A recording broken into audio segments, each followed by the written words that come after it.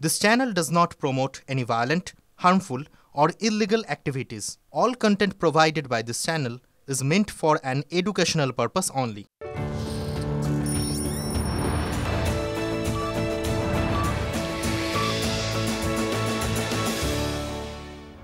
শ্যামবাজারে সুকান্ত মজুমদারের ধর্ণা কর্মসূচি, সেই কর্মসূচিকে ঘিরে ধুন্ধুমার, আটক রাজ্য বিজেপি সভাপতি সুকান্ত মজুমদারকে আটক করা হলো। পুলিশের সঙ্গে বিজেপি কর্মী সমর্থকদের তুমুল ধস্তাধস্তির পরিস্থিতি। ভোর রাতে বিজেপির ধর্ণা মঞ্চ ভেঙে দেওয়ার অভিযোগ পুলিশের বিরুদ্ধে। সুকান্ত মজুমদার বিজেপির রাজ্য সভাপতিকে আটক করা হয়েছে, সেই ছবি আপনারা এক্সক্লুসিভলি দেখছেন টিভি9 বাংলার পর্দায়। আমার সহকর্মী প্রদীপ্ত রয়েছেন, প্রদীপ্তর কাছ থেকে জানতে চাইবো। প্রদীপ্ত, আর কি জানা যাচ্ছে? ফ্রেম দাও। এই মুহূর্তে তুমি দেখতেই পাচ্ছ যে পিজন ভ্যানে করে সুকান্ত বাবুদের আটক করে নিয়ে যাওয়া হচ্ছে, সেই পিজন ভ্যান এই মুহূর্তে আটকে পড়েছে। তার কারণ বিজেপির যে মহিলা কর্মীরা রয়েছেন তারা গাড়ির সামনে শুয়ে পড়েছেন এবং এই মুহূর্তে সেই মহিলা কর্মীদেরকে টেনে হিচড়ে চ্যাংদোলা করে সরিয়ে নেওয়ার চেষ্টা করছেন। আর দেখা যাচ্ছে যে এই মুহূর্তে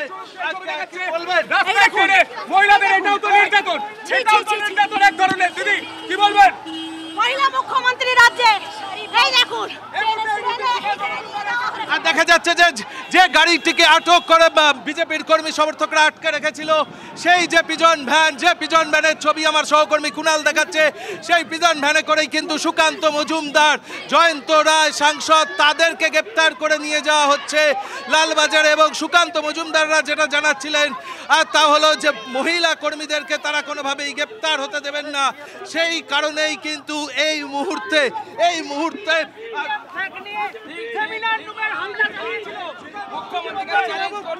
আজকের ভূমিকা 14 তারিখ এই পুলিশ লুকিয়ে পড়েছিল এই শ্যামবাজার চত্বরে।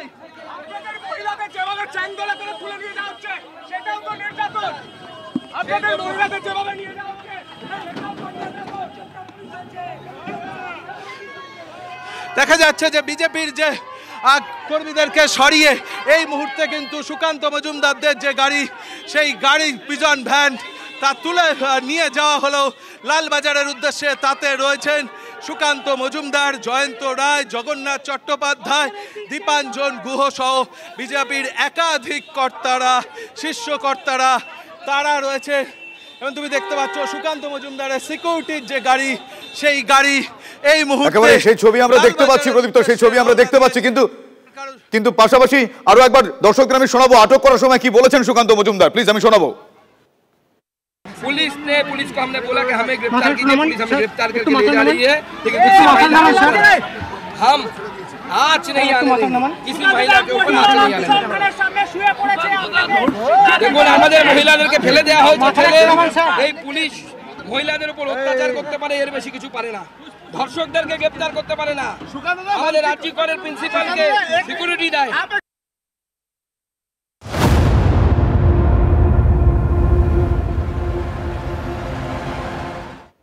তিলোত্তমা খুন ধর্ষণ কাণ্ড, সন্দীপ ঘোষকে সিজিওতে জিজ্ঞাসাবাদ করছে সিবিআই। তলবে হাজিরা না দেওয়ায় আপনারা জানেন মাঝ রাস্তা থেকে আরজিকরের এই প্রাক্তন অধ্যক্ষ সন্দীপ ঘোষ, যার নাম, তাকে তুলে নিয়ে যায় কেন্দ্রীয় তদন্তকারী সংস্থা। আগে নিরাপত্তা চেয়ে হাইকোর্টের দ্বারস্থ হন সন্দীপ, কিন্তু আজ তাকে তুলে নিয়ে যাওয়া হয় জিজ্ঞাসাবাদের জন্য মাঝ রাস্তা থেকে। তিলোত্তমা খুন ধর্ষণ কাণ্ডে সন্দীপ ঘোষকে সিজিও কমপ্লেক্সে জিজ্ঞাসাবাদ করছেন সিবিআই এর আধিকারিকরা। তলবে হাজিরা না দেওয়ায় মাঝ রাস্তা থেকে আরজিকরের প্রাক্তন অধ্যক্ষকে কেন্দ্রীয় তদন্তকারী সংস্থার আধিকারিকরা তারা তুলে নিয়ে যান। আগে নিরাপত্তা চেয়ে সন্দীপ ঘোষ হাইকোর্টের দ্বারস্থ হয়ে আপনারা জানেন এই মুহূর্তে জিজ্ঞাসাবাদ চলছে।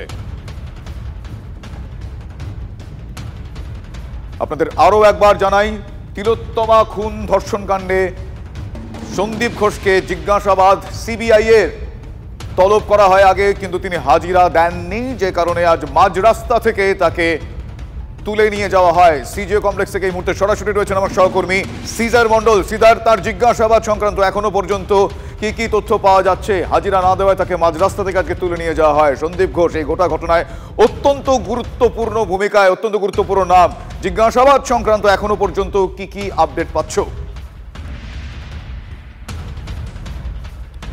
দেখো, এই ঘটনা তদন্তে নেমে এখন পর্যন্ত সিবিআই তরফ থেকে একাধিক ব্যক্তিকে জিজ্ঞাসাবাদ করা হচ্ছে। গতকালই আমরা দেখেছিলাম যে আরজিকর মেডিকেল কলেজ হসপিটালের যে প্রাক্তন এমএসভিপি তাকে দীর্ঘক্ষণ জিজ্ঞাসাবাদ করা হয়। চেস্ট মেডিসিন বিভাগের যিনি বিভাগীয় প্রধান তাকে গতকালও জিজ্ঞাসাবাদ করা হয়, আজকেও জিজ্ঞাসাবাদ করা হচ্ছে। এবং সন্দীপ ঘোষকে আজকে সল্টলেকের একটি জায়গা থেকে সিবিআই এসকর্ট করে তারা সিজিও কমপ্লেক্সে নিয়ে আসে এবং তার জিজ্ঞাসাবাদ চলছে। এবং সেই জিজ্ঞাসাবাদের মূল বিষয়টা গোটা হাসপাতালের পরিকাঠামো থেকে শুরু করে সেদিন ঠিক কী ঘটনা ঘটেছিল, কখন তিনি জানতে পেরেছিলেন গোটা ঘটনা, তারপর তার কি ভূমিকা ছিল। কারণ কলকাতা হাইকোর্ট এর আগে ইতিমধ্যেই কিন্তু সন্দীপ ঘোষের ভূমিকা নিয়ে একাধিক প্রশ্ন তুলেছে এবং কড়া অবজারভেশন রয়েছে ডিভিশন বেঞ্চের। এবং সেই জায়গায় সন্দীপ ঘোষ অভিযোগ দায়ের করেননি। কেন তিনি অভিযোগ দায়ের করেননি? যেহেতু তিনি ওই কলেজের প্রধান, কর্তৃপক্ষ হিসেবে তারই প্রথম দায়িত্ব এই গোটা ঘটনায় অভিযোগ দায়ের করার। এবং সেই জায়গা থেকে তার কি ভূমিকা ছিল, তিনি তার দিক থেকে কোনো গাফিলতি ছিল কিনা, এই বিষয়গুলোকেই কিন্তু স্পষ্ট করার চেষ্টা করছেন সিবিআই আধিকারিকরা। এবং সেই কারণে তাকে একদিকে যেমন প্রশ্ন করা হচ্ছে, তার পাশাপাশি আরও তার দুজন সহকর্মী রয়েছেন, তাদের যে বক্তব্যের কোনো ফারাক রয়েছে কিনা, সন্দীপ ঘোষ কোনো জায়গায় মিসলিড করার চেষ্টা করছেন কিনা, বা তার যে দুই সহকর্মী তারাও কোনো মিসলিড করার চেষ্টা করছেন কিনা, সেই বিষয়টা তারা স্পষ্ট করার চেষ্টা করছেন। কারণ গোটা ঘটনাক্রমটা এখানে কিন্তু অত্যন্ত গুরুত্বপূর্ণ। অর্থাৎ নির্যাতিতা তিলোত্তমা কখন সেখানে হাসপাতালে ঢুকেছিলেন, তার কি ডিউটি ছিল, তারপর ঘটনা কখন জানা গেল, সেদিন আর কে কে সেখানে ডিউটি ছিল, সেই ডিউটি রোস্টার থেকে শুরু করে এবং সেখানে যাবতীয় বিষয়গুলো খতিয়ে দেখার চেষ্টা করা হচ্ছে এবং ইন ডিটেল পুঙ্খানুপুঙ্খ বিষয়গুলো এখন জানার চেষ্টা করছেন আধিকারিকরা। অনেক ধন্যবাদ সিজার তোমাকে। আমি কথা বলছিলাম সহকর্মী সিজারের সঙ্গে এবং সিজার এই মুহূর্তে এখনো পর্যন্ত যেটুকু যা খবর পাওয়া যাচ্ছে, সন্দীপ ঘোষকে জিজ্ঞাসাবাদ চলছে। জিজ্ঞাসাবাদে কোন কোন বিষয়গুলো গুরুত্বপূর্ণ, কোন কোন প্রশ্নের উত্তর দরকার, সেইটা তদন্তকারী আধিকারিকরা জানার চেষ্টা করছেন। আম ছালা এই দুটোই গিয়েছে সন্দীপ ঘোষের, কথা বলাই যায় এই মুহূর্তে। তার কারণ তাকে কোথাও অধ্যক্ষের দায়িত্ব দেওয়া যাবে না বলে ইতিমধ্যেই রাজ্যকে হাইকোর্ট নির্দেশ দিয়ে দিয়েছে। এবার সিবিআই এর জিজ্ঞাসাবাদ আরজি করের এই প্রাক্তন প্রিন্সিপালকে, যাকে নিয়ে কথা বলছি, হ্যাঁ, সন্দীপ ঘোষ।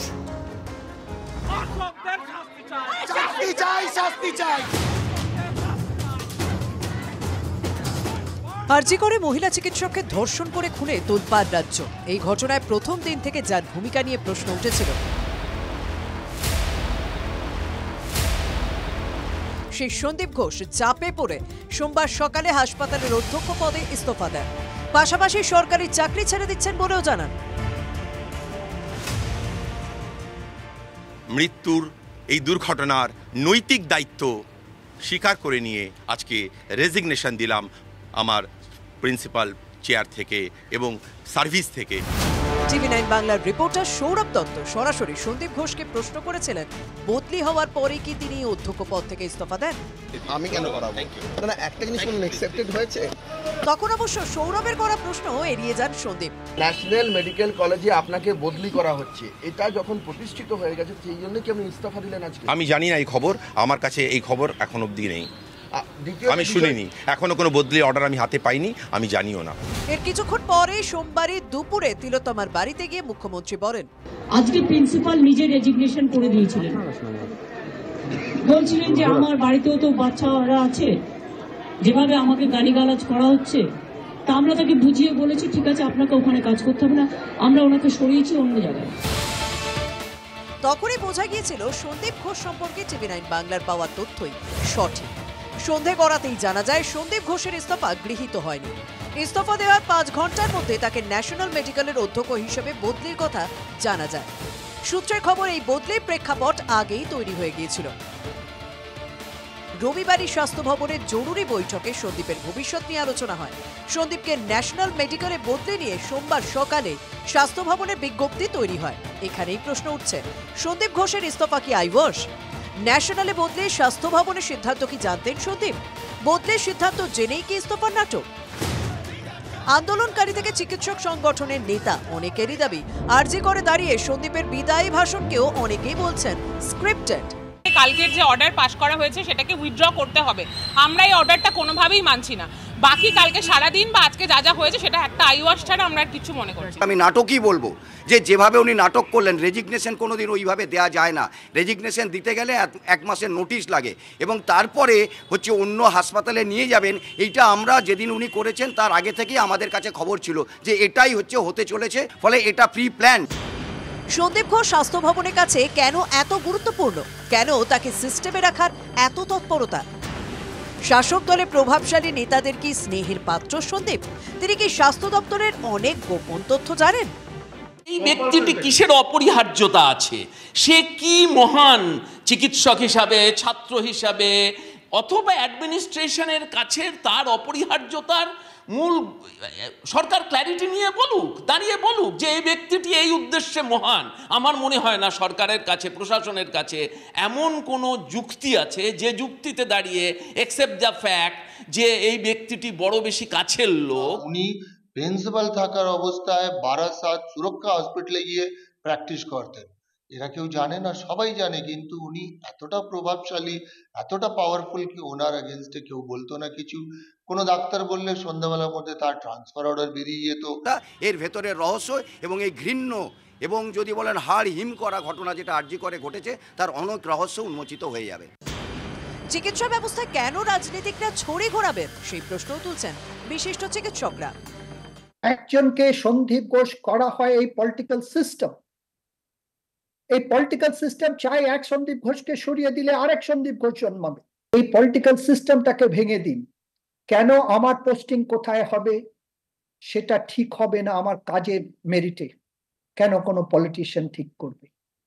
যদি এটাকে প্রিভেন্ট করতে হয় আমাদের প্রত্যেক দিন ভাবতে হবে education and health should be freed from politics. পরবর্তী নির্দেশ না দেওয়া পর্যন্ত সন্দীপ ঘোষকে অন্য কোনো মেডিকেল কলেজের অধ্যক্ষের দায়িত্ব দেওয়া যাবে না বলে নির্দেশ দিয়েছে কলকাতা হাইকোর্ট। সন্দীপের বিরুদ্ধে এখন সিবিআই কোনো পদক্ষেপ করে কিনা সেটাই দেখার। সৌরভ দত্তের report, TV9 Bangla.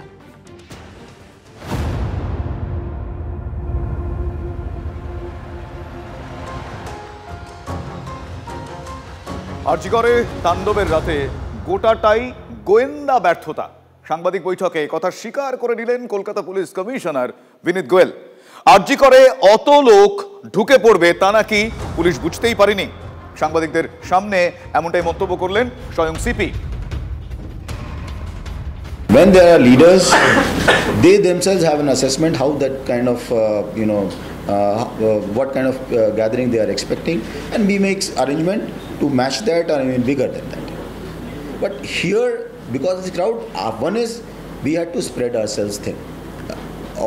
If you look at it, that we should have anticipated there are 5,000 people, 10,000 people here. If you say that it is failure of assessment, yes, you can call it. It is a failure of assessment. We are also human beings. Our intelligence. We also make an assessment on the basis of whatever is available on the social media, intent, people from friends like you. Assessment failures is not the first time the assessment failure has happened, whether in Calcutta or anywhere else. They do happen at times. এই মুহূর্তে BJP নেতা সজল ঘোষ আমার সঙ্গে telephone লাইনে রয়েছেন। সজল বাবু, এখনো পর্যন্ত এই ঘটনার নানা মোড়, নানা রকম কাণ্ড কারখানায়, আমি বলবো কনসিয়াসলি বললাম, জানা যাচ্ছে। সিপির এহেন মন্তব্য আপনি কিভাবে দেখছেন যে আরজি করে অত লোক ঢুকে পড়বে তা নাকি বুঝতেই পারেনি পুলিশ? সিপিকে আমার ন্যাকা বলতে ইচ্ছা করছে, বলা যায় কি সেটা আমি কনফিউজ, এরকম ভাবে ন্যাকা বলা যায় কিনা। আসলে ন্যাকা ন্যাকা কথা শুনছি তো।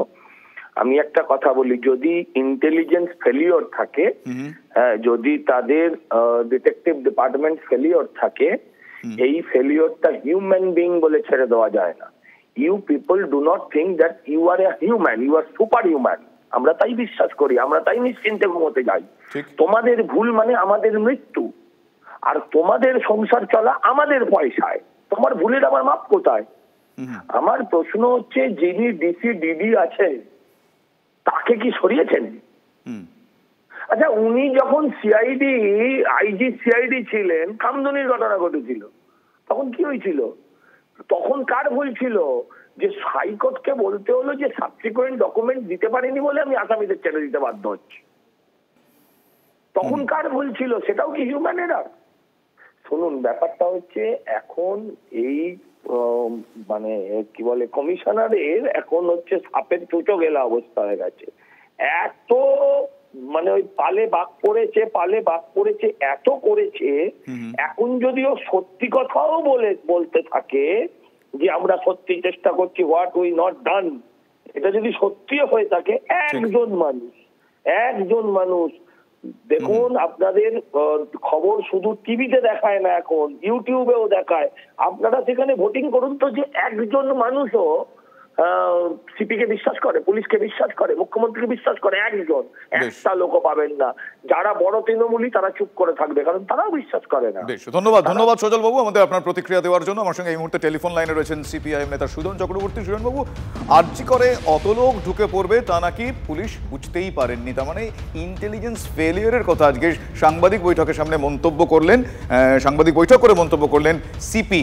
এটা রিয়েলাইজেশন নাকি এই মুহূর্তে দাঁড়িয়ে আগামী দিনে এই ঘটনা আর ঘটবে না তার একটা রিয়েলাইজেশন বলুন, বা তার একটা পদক্ষেপ তারা করতে পারবেন, তারা স্বীকার করছেন, কিভাবে দেখছেন আপনারা? না, রিয়েলাইজেশন বলে আমি মনে করি না, তাহলে তো আরো 10টা কাজে তার রিফ্লেকশন থাকবে। বরং আগের দিন একটা ইন্টেলিজেন্স ফেলিয়ার কিনা এই কোয়েশ্চেনটা সাংবাদিকরা করায়, যেভাবে পুলিশ কমিশনার রিয়াক্ট করলেন তাতে বোঝা গেল যে তিনি রাজনীতির ব্রিফিং করতে এসেছেন, এবং সেখানে তার এন্টায়ার দায়টা চাপিয়ে দিলেন সংবাদ মাধ্যমের ওপরে, যে তারা হিলিয়াস প্রচার করছে, এবং তার চোখ মুখ ভঙ্গিতে বয়ে যাচ্ছিল একদম মমতা ব্যানার্জির ছায়া তার চোখের মুখে ফুটে উঠেছে। তার হয়ে আজকে কার্যত সরকারের হয়ে কার্যত আজকে স্বীকার করতে হলো যে না, এটা একটা ইন্টেলিজেন্স ফেলিয়ার। আমি আবারও বলছি, অপদার্থ এই পুলিশ কমিশনার, যিনি পুলিশকে কার্যত দৌড় করিয়েছেন, যার নেতৃত্বে পুলিশ দুষ্কৃতীদের উঠতে পারেনি, হাসপাতাল ভাঙচুর করেছে বা হয়েছে, এবং সব মিলিয়ে ঘটনা পরম্পরায় যা, উনি রিজাইন করুন, রিজাইন করে যে বা যারা পারবে কাউকে দায়িত্ব দিন। ধন্যবাদ সুজনবাবু, ধন্যবাদ। আরজি করে হামলায় কোট আনকোট পুলিশি ব্যর্থতায় হাইকোর্টে রাজ্যের এক প্রকার অস্বস্তি, কথা বলাই বাহুল্য। পুলিশের ইন্টেলিজেন্স সম্পূর্ণ ব্যর্থ। নিজেদের পুলিশকে যারা রক্ষা করতে পারেনি, কিভাবে আশা করছেন চিকিৎসকরা কাজ করতে পারবেন? এমনটাই মন্তব্য প্রধান বিচারপতির। আরজি করে হামলা হলেও অক্ষত সেমিনার রুম, হাইকোর্টে জানালো রাজ্য সরকার। 7,000 উন্মত্ত জনতা হঠাৎ চলে আসে, পুলিশ যথেষ্ট চেষ্টা করেছে, একাধিক পুলিশকর্মী আহত হয়েছেন, আদালতে এমনটাই জানিয়েছেন সরকারি আইনজীবী। তিলোত্তমা খুন ধর্ষণ কাণ্ডে এখনো পর্যন্ত বিভিন্ন প্রান্ত থেকে যা যা ছবি আসছে এবং বিভিন্ন প্রান্ত থেকে যেভাবে গর্জে উঠছেন মানুষজন, তাদের একটাই কথা, উই ওয়ান্ট জাস্টিস। হ্যাঁ, জাস্টিস ফর আরজি কর। আজ প্রেসিডেন্সি কলেজের, প্রেসিডেন্সি ইউনিভার্সিটির যারা প্রাক্তনী রয়েছেন তারা পথে নেমেছেন, তারা প্রতিবাদ জানাচ্ছেন, তারা বিহিত চাইছেন এ ঘটনার, তারা মিছিল সংগঠিত করেছেন। সেই ছবি আপনাদের দেখাচ্ছি। তিলোত্তমা খুনে প্রতিবাদের ঢেউ, এই তিলোত্তমার আনাচ কানাচে বিভিন্ন প্রান্ত থেকে প্রতিবাদের ঝড় উঠেছে। বিভিন্ন প্রান্তের বিভিন্ন সম্প্রদায়ের মানুষজন তারা বিচার চাইছেন, শুধু দেশ নয়, দেশ ছাড়িয়ে বিদেশেও সেখানকার মানুষজন তারা প্রতিবাদ জানিয়েছেন। কিন্তু এই মুহূর্তে আপনাদের যে ছবি দেখাচ্ছি সেটি প্রেসিডেন্সির প্রাক্তনীরা, তারা আজকে মিছিল করে এই গোটা ঘটনার প্রতিবাদ জানাচ্ছেন, বিহিত চাইছেন। আমার সহকর্মী সুপ্রিয় রয়েছেন তাদের সঙ্গে, সুপ্রিয়র কাছ থেকে জানতে চাইবো এই মুহূর্তে কোথায় তাদের অবস্থান, তারা কি বলছেন। সুপ্রিয়। শুভজিৎ, দেখো, কিছু সময় আগেই প্রেসিডেন্সি বিশ্ববিদ্যালয় থেকে আরজি করের যে ঘটনা, সেই ঘটনার প্রতিবাদে, এবং শুধুমাত্র প্রতিবাদ নয়, তার পাশাপাশি বিচারের দাবিতে, দোষীদের দৃষ্টান্তমূলক শাস্তির দাবি নিয়ে এবার পথে নেমেছে প্রেসিডেন্সি বিশ্ববিদ্যালয়ের পড়ুয়ারা। তবে শুধুমাত্র যে পড়ুয়ারা এই মিছিলে অংশ নিয়েছেন তা কিন্তু নয়, তার সঙ্গে সঙ্গে মিছিলে অংশ নিয়েছেন বা পা মিলিয়েছেন অধ্যাপক এবং কি শিক্ষাকর্মীদের একটা বড় অংশ। মশাল জ্বালিয়ে সেই মিছিল ধীরে ধীরে কলেজ স্ট্রিটের যে প্রেসিডেন্সি বিশ্ববিদ্যালয়ের ক্যাম্পাস, সেখান থেকে শুরু হয়ে ধীরে ধীরে শ্যামবাজারের দিকে এগিয়ে চলেছে। একেবারে মিছিলে যারা অংশ নিয়েছেন সরাসরি তাদের সঙ্গে আমরা একটু কথা বলার চেষ্টা করি। আজকে প্রেসিডেন্সি বিশ্ববিদ্যালয়ের যে মিছিল ইতিমধ্যে শুরু হয়েছে, আপনারা অধ্যাপক এবং শিক্ষাকর্মীরা অংশ নিয়েছেন, কি দাবি? হ্যাঁ বলুন, কি দাবি রয়েছে আজকের এই মিছিলের থেকে? দেখতেই পাচ্ছি আমরা আরজি করের যে ঘটনা, সেই ঘটনার প্রতিবাদ এবং বিচারের দাবি। এই মিছিলে আমাদের অনেক দাবি। আমাদের প্রথম দাবি সেটা হচ্ছে এই মেয়েটি সুবিচার পাক। দ্বিতীয় হচ্ছে এই মেয়েটির মতন ভবিষ্যতে আরও অনেকের এরকম ঘটনা ঘটবে। কর্মস্থলে যেন নিরাপত্তা বজায় থাকে, যেন কোনো মেয়েকে এবং কোনো মানুষকে যেন ভবিষ্যতে এইভাবে প্রাণ দিতে না হয়। এই জঘন্য ঘটনা, এই অবিচার, এই অব্যবস্থা ইমিডিয়েটলি বন্ধ হোক, এইগুলোই আমাদের দাবি। শুভজিৎ, শুনতেই পারলে তুমি, যারা মিছিলে অংশ নিয়েছেন, অধ্যাপকরা রয়েছেন, শিক্ষাকর্মীরা রয়েছেন, এমনকি হাতে মশাল রয়েছে, মশাল জ্বালিয়ে মিছিল শুরু হয়েছে, হাতে প্ল্যাকার্ড রয়েছে এবং সেই প্ল্যাকার্ডে কিন্তু বিভিন্ন যে সমস্ত দাবি দাবাগুলো আমি তোমাকে বললাম, এই সমস্ত দাবি সামনে তুলে ধরে সেই মিছিল ধীরে ধীরে কলেজ স্ট্রিট থেকে শুরু হওয়ার পর শ্যামবাজারের দিকে এগিয়ে চলেছে এবং শ্যামবাজার 5 মাথার মোড় পর্যন্ত এই মিছিল যাবে, এমনটাই কিন্তু আমরা বেশ তারা প্রতিবাদ জানাচ্ছেন, তারা ধিক্কার জানাচ্ছেন এবং এই গোটা ঘটনার তারা বিহিত চাইছেন, দোষীদের তারা শাস্তি চাইছেন। অনেক ধন্যবাদ তোমার সুপ্রিয়। আমি কথা বলছিলাম আমার সহকর্মী সুপ্রিয়র সঙ্গে।